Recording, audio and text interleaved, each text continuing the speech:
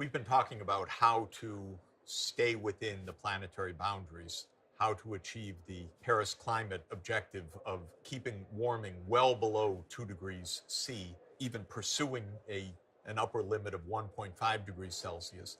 We've discussed how tight this schedule is to decarbonize the energy system. And now I want to bring in the land use as well, because for the carbon dioxide, we have roughly 80%, maybe up to 85% responsible from the energy side and another 15 to 20% from land use.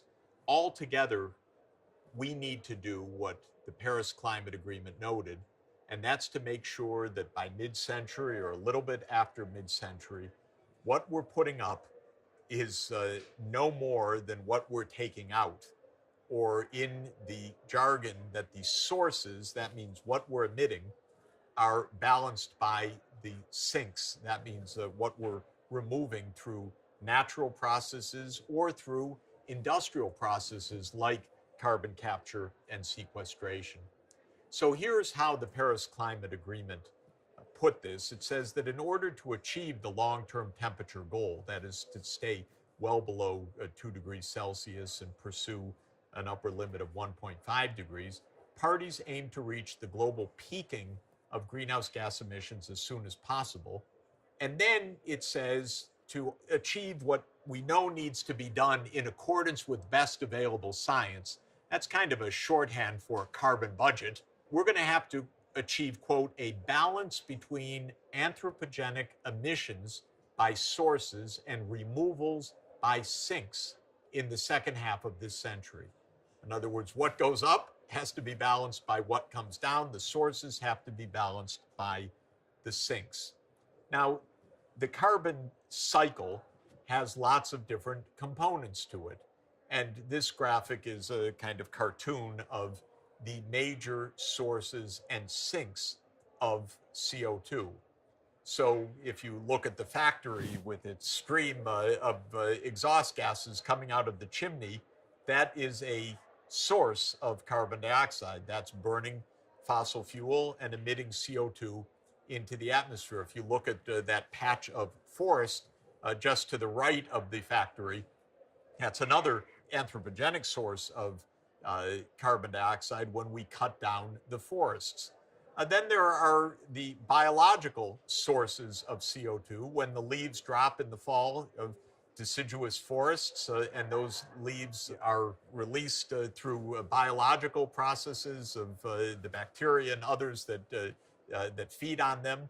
That releases carbon dioxide into the atmosphere through respiration and other processes. When the trees start growing in the springtime again, and we saw it in the Keeling curve going up and down with CO2 concentrations, that is a sink for those carbon dioxide molecules in the atmosphere.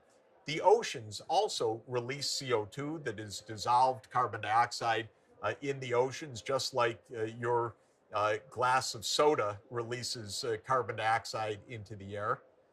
But both the land and the oceans act as natural sinks as well.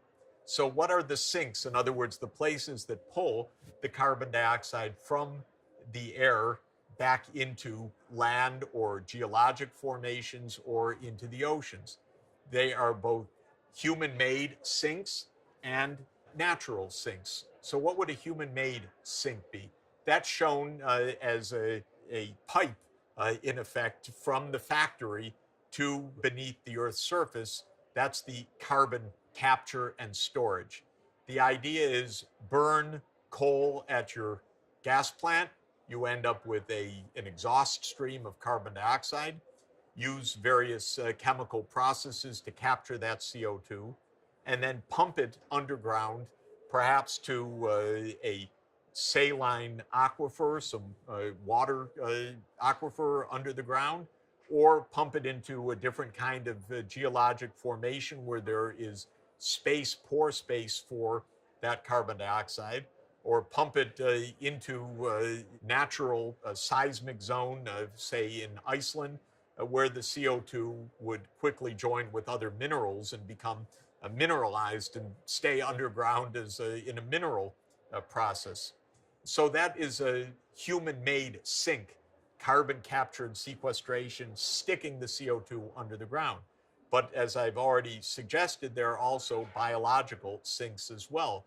If you take degraded land and replant forests there, then those forests will contain a lot more carbon dioxide than the degraded scrub, perhaps, that was there beforehand. And that is a biological capture of the CO2.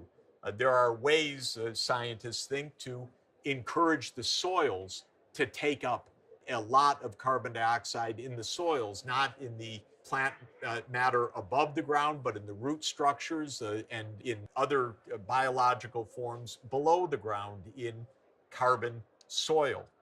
Also, the oceans take up a vast amount of carbon dioxide as a natural process in CO2 being dissolved at the ocean surface.